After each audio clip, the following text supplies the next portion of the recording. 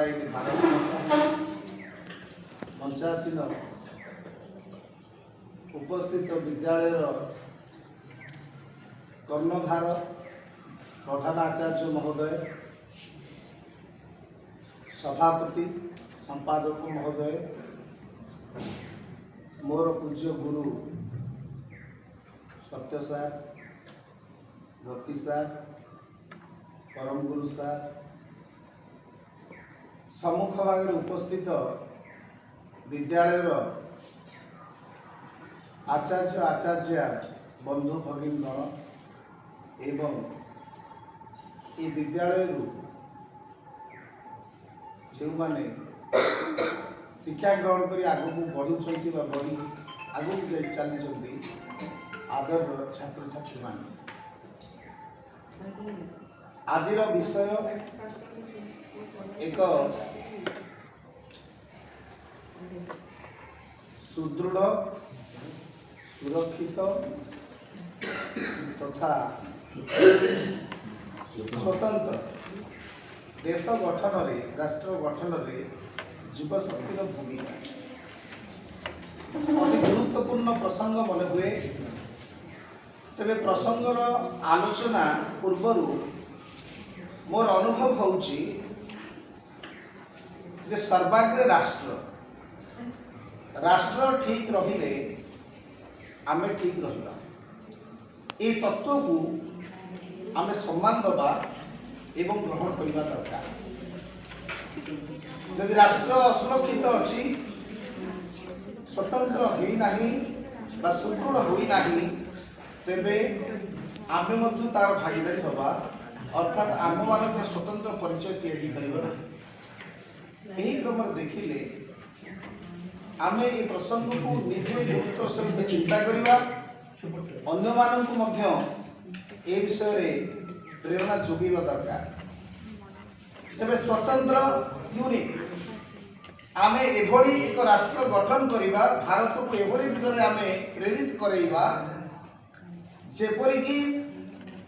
ये विश्वगुरुर आसन को जबरदस्त हासिल करने सहित अन्य देश मान तुलन में यार परिचय स्वतंत्र भाव में उपस्थापन कर प्रत्येक क्षेत्र शिक्षा स्वास्थ्य गमनागमन मूल्यबोध प्रत्येक क्षेत्र में आम आम स्वतंत्रता को जाहिर करवा। द्वितीय कथा आमे सुदृढ़ हवा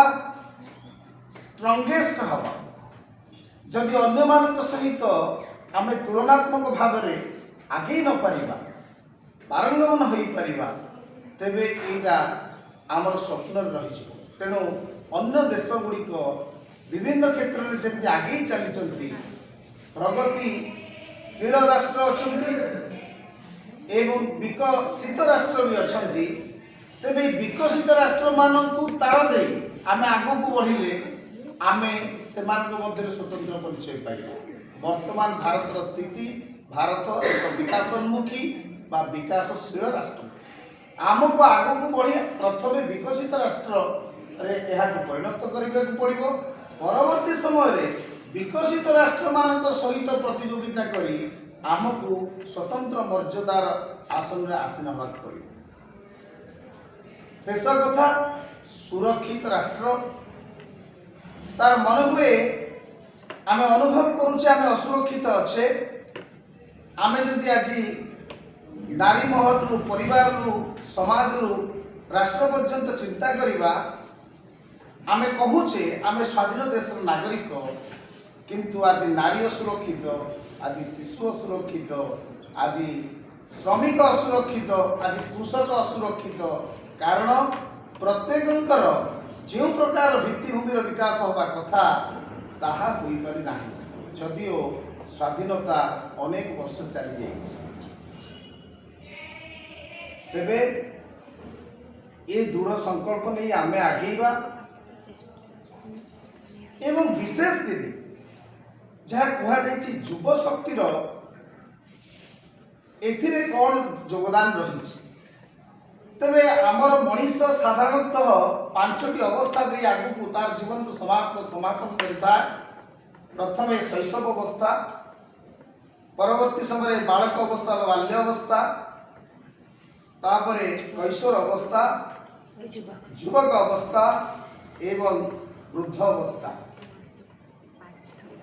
तेरे चतुर्थ पादरे युवक अवस्था जो माने एठार पूर्व छात्र तो बहुत कम रही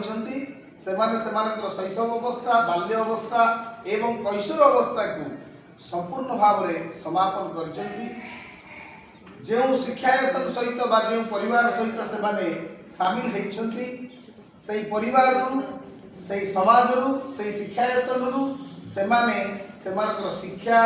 से मूल्यबोध को ग्रहण कर परिपुष्ट होती। एबे सेमाने एक फुल चार्ज बैटरी जेमिति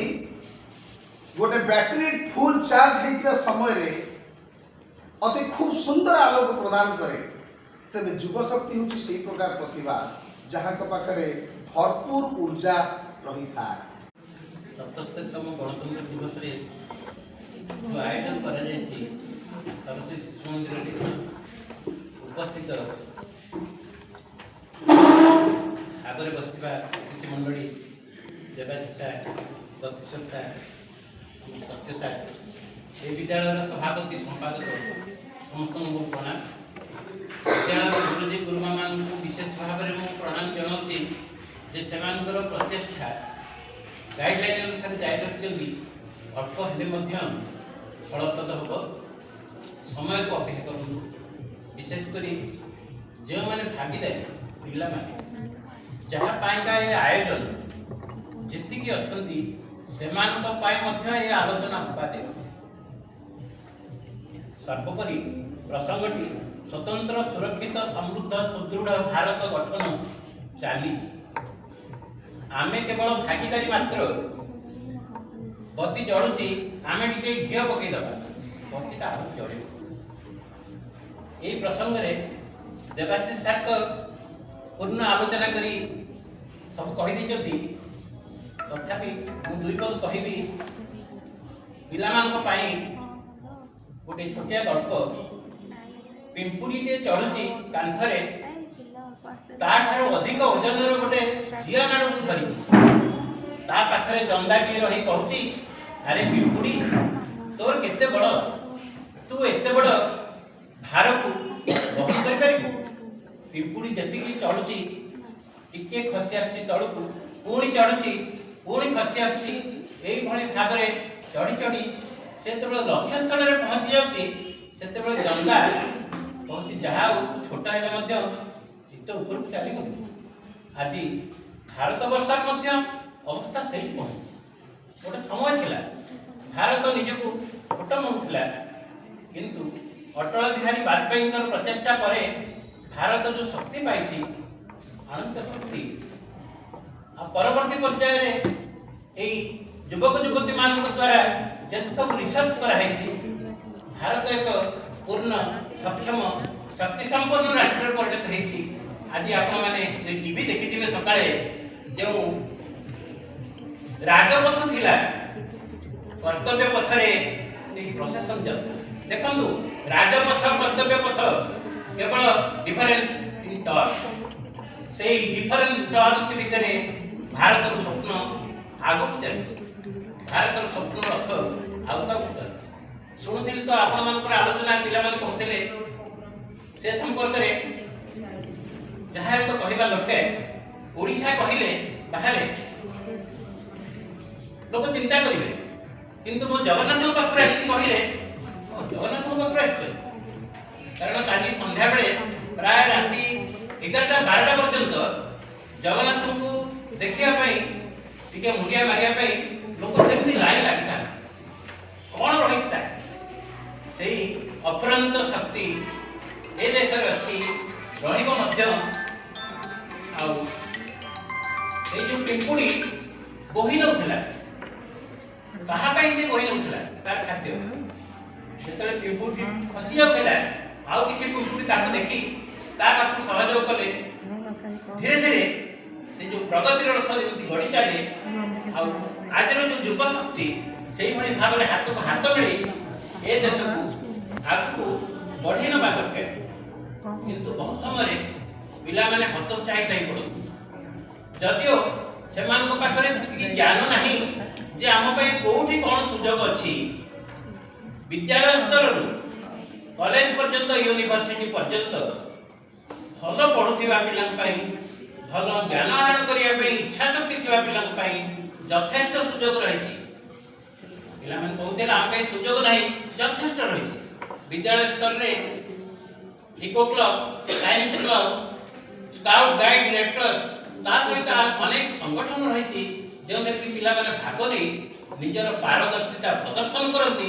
एवं अनेक किसी अभिज्ञता आहरण करती से अभिज्ञता को आदर्श करी से निजर प्रतिष्ठा अर्जन करती निजर परिचय पाती प्रश्न थिला नित्याय परमात्मने बलभद्र सुभद्राभ्याम जगन्नाथ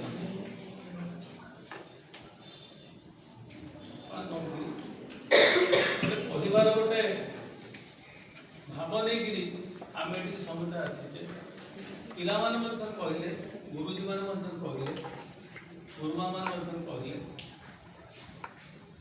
किंतु ये जो कहबाटा मुझे कहीं सका चिंता कली मो घरे आज सका जो युवगोष्ठी मानी समस्ते कहले से शुणिले कार्य लगे यहाँ आम जो आलोचना चक्र होती समस्त भितर एक कथा लगे मुझे स्थिर कली प्रकृतर युवगोष्ठी किए भितर कौन अच्छी मुझे जो चिंता कली मो अपना आड़े लिखाई देवाशीष ना मुझे पढ़ी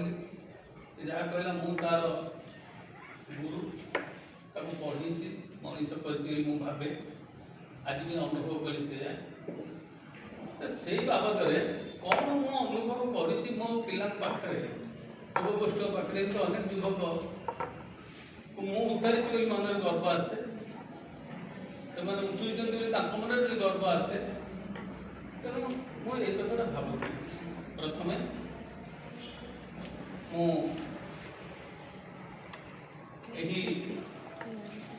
अनुष्ठान सभापति वरेण्य संपादक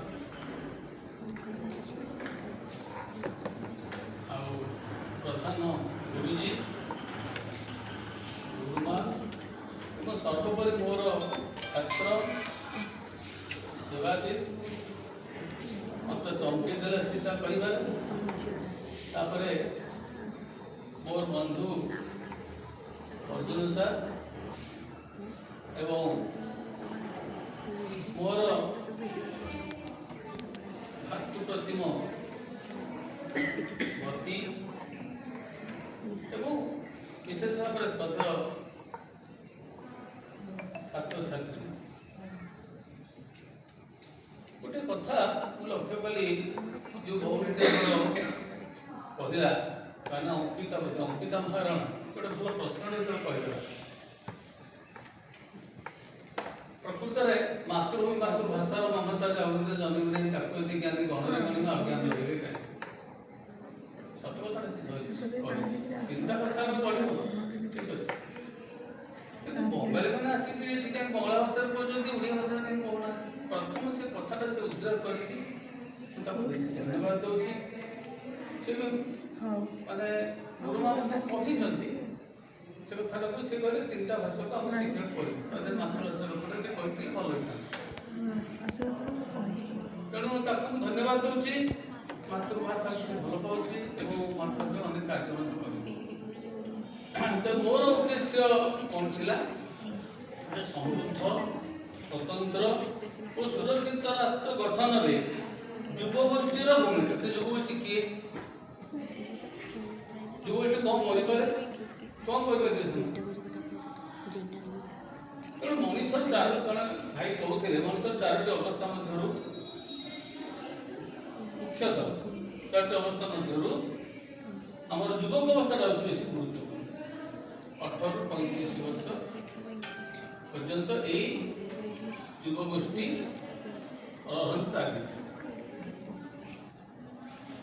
तबे ये युवगोष्ठी केमती शिक्षित होती शिक्षा जाती प्रारंभिक ପବିତ୍ର ମନ୍ଦିର ହେଉଛି ସେମାନଙ୍କ ପାଇଁ। କାହିଁକି ଯାଆନ୍ତି ସେମାନେ ସେଠିକି? ମାଟି ଉଠି ମଣିଷ ହେବେ ଏବଂ ଆମର ସମାଜକୁ ସେ କ'ଣ କରିବେ ନା ସମୃଦ୍ଧ କରିବେ। ତେଣୁ ତାଙ୍କ ପାଇଁ କ'ଣ ଦରକାର? ତାଙ୍କ ପାଖେ ସଂଯମତା ରହିବା ଦରକାର, ବ୍ରହ୍ମଚର୍ଯ୍ୟ ରହିବା ଦରକାର, ଆତ୍ମବିଶ୍ୱାସ ରହିବା ଦରକାର। ତେଣୁ ସେମାନେ ସେ ବିଭିନ୍ନ ଗୁଣର ଅଧିକାରୀ ତା ଦ୍ୱାରା ହେଇପାରିବେ ଶିକ୍ଷାର୍ଥୀମାନେ। ଯେମିତି ଆମ ପିଲାମାନେ ବର୍ତ୍ତମାନ ଏଠି ଉନ୍ନତି ସ୍ତରରେ ଉପନୀତ ହେଇଛନ୍ତି। ଯୁବକଟିଏ ସମାଜ ମଧ୍ୟକୁ ଜଣେ ସୁନାଗରିକ ଶିକ୍ଷିତ ନାଗରିକ ହୋଇ ପ୍ରବେଶ କଲା ପରେ ତାପରେ ଅନେକ ଦାୟିତ୍ୱ ତାକୁ ମୁଣ୍ଡିବାକୁ ପଡ଼ିଥାଏ। ତେଣୁ ସେଠି ସେମାନେ ଦେଶର ଆଶା ଭରସା ମହାଶକ୍ତି ନେଇ ସେମାନେ ଦେଶ କାର୍ଯ୍ୟରେ ଅବତରଣ କରନ୍ତି। ସେମାନଙ୍କର ଇଚ୍ଛା ଶକ୍ତି କେବଳ ଉଦ୍ରେକ ହୁଏ ନାହିଁ, ଦୃଢ଼ୀଭୂତ ହୋଇଥାଏ। ଏବଂ ମୋର ସ୍ୱୟଂ ମତାମତ ସହିତ ଧନ୍ୟବାଦ ଅର୍ପଣ କରିବାର କାର୍ଯ୍ୟକ୍ରମ। এই যে বিষয়বস্তু ଥିଲା ସମୃଦ୍ଧ ସ୍ୱତନ୍ତ୍ର ସୁରକ୍ଷିତ ରାଷ୍ଟ୍ର ଗଠନରେ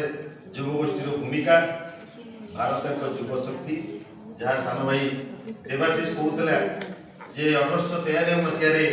ଆମେରିକାରେ ଚିକାଗୋ ସହରରେ ସ୍ୱାମୀ ବିବେକାନନ୍ଦଙ୍କର ସେ ଯେଉଁ ଓଜସ୍ୱୀ ଭାଷଣ ଦେବାରେ ପଛରେ ଥିଲା ତାଙ୍କର ଜ୍ଞାନ, ତାଙ୍କର ଯେଉଁ ସଂସ୍କାର, ତାଙ୍କର ଯେଉଁ ଗ୍ରହଣ କରିବାର ବୁଦ୍ଧି ସବୁ। ମୁଁ ଆହ୍ୱାନ କରିବି ଯୁବଗୋଷ୍ଠୀ ସେଇ ଜ୍ଞାନକୁ ପ୍ରଥମେ ଆହରଣ କରୁ, କାରଣ ଯୁବଗୋଷ୍ଠୀ ହେଉଛନ୍ତି ଦେଶର ଶକ୍ତି। ଦେଶର ଆମ ଭାରତବର୍ଷ ପରିପ୍ରେକ୍ଷୀରେ ଯଦି ଆମେ କହିବା, ଦେଶର ମୋଟ ଜନସଂଖ୍ୟାର ଏକ ବଡ଼ ଅଂଶ ଯୁବଗୋଷ୍ଠୀ ନେଇ ଗଠିତ। ଯୁବଗୋଷ୍ଠୀ ହେଉଛି ଦେଶର ଶକ୍ତି, ଦେଶର ସ୍ୱପ୍ନ, ଦେଶର ସମ୍ଭାବନାର ପ୍ରତୀକ, ଯାହା ମାର୍ଗଦର୍ଶୀମାନଙ୍କର ମତାମତରୁ ଜଣାପଡ଼ୁଛି। ଏକ ସମୃଦ୍ଧ ସ୍ୱତନ୍ତ୍ର ଏବଂ ସୁରକ୍ଷିତ ରାଷ୍ଟ୍ର ଗଠନରେ এই ଯୁବଗୋଷ୍ଠୀର ଭୂମିକା ଅତ୍ୟନ୍ତ ଗୁରୁତ୍ୱପୂର୍ଣ୍ଣ। এই ଯୁବଗୋଷ୍ଠୀ କିଏ, ଯାହା ସାର୍ ଅଲରେଡି କହିସାରିଛନ୍ତି। ଯଦିଓ ଆମେ ବୟସ ଅନୁପାତରେ 20ରୁ 40 ବର୍ଷ ଏହି ସମୟକୁ ଯୁବଗୋଷ୍ଠୀ ବୋଲି କହେ, ଯାହା ଆମେ ସାର୍ କହୁଥିଲେ ଏହି ସମୟରେ ବ୍ୟାଟେରୀ ଫୁଲ୍ ଚାର୍ଜ ଥାଏ, କିନ୍ତୁ ଯୁବଗୋଷ୍ଠୀ କହିଲେ ଆମେ ତାଙ୍କୁ ହିଁ ବୁଝିବା ଯେ ଆଜି ବି ସତତ ଚଞ୍ଚଳ ଅଛନ୍ତି, ଏ ରାଷ୍ଟ୍ର ପାଇଁ କିଛି କରିବା ପାଇଁ ଚିନ୍ତା କରୁଛନ୍ତି, ଏ ରାଷ୍ଟ୍ର ପାଇଁ ଅହରହ କିଛି କାର୍ଯ୍ୟ କରୁଛନ୍ତି। ଯେଉଁ 2 ଜଣ ଏଠି ଅବସରପ୍ରାପ୍ତ ଶିକ୍ଷକ ଅଛନ୍ତି, ଯଦିଓ ବୟସ ଖସିଗଲାଣି, ତଥାପି ଆପଣମାନେ ତାଙ୍କ ନିକଟରେ ଯୁବ ସୁଲଭ ଚପଳତା, ଯୁବ ସୁଲଭ ଓଜସ୍ୱୀ କାର୍ଯ୍ୟ କରିବା ଦକ୍ଷତାକୁ ଅନୁଭବ କରୁଥିବେ। ସମୃଦ୍ଧ ଦେଶ କହିଲେ ଆର୍ଥିକ ଦୃଷ୍ଟିରୁ, ବୈଜ୍ଞାନିକ ଦୃଷ୍ଟିରୁ, ପ୍ରଯୁକ୍ତିଗତ ଉନ୍ନତିର ଯୁବମାନଙ୍କର ଭୂମିକା ଅତ୍ୟନ୍ତ ଗୁରୁତ୍ୱପୂର୍ଣ୍ଣ। ଶିକ୍ଷା ମୁଁ କହୁଥିଲି ସ୍ୱାମୀ ବିବେକାନନ୍ଦଙ୍କ କଥା, ଯେତେବେଳେ ଇଂରେଜ ଶାସନ ସମୟରେ ଜଣେ ଯୁବକ ଓଡ଼ିଶାର ଏଇ ମାଟିରୁ ସୁଦୂର ଜାପାନ ଯିବା ପାଇଁ ସାହସ କରିପାରେ, ତାର ପାଖରେ କୋଉଭଳି ଶକ୍ତି ଥାଏ ତାହା ଆମେମାନେ ନିଶ୍ଚିତ ଭାବରେ ଇତିହାସକୁ ଅନୁଧ୍ୟାନ କଲେ, ଯଦି ଆମେ ସୁଭାଷ ବୋଷଙ୍କର ଚରିତ୍ରକୁ ପାଠ ପଢ଼ିବା ତେବେ ନିଶ୍ଚିତ ଭାବରେ ଜାଣିପାରିବା। ଯୁବ ସମାଜ କୌଶଳ ବିକାଶ,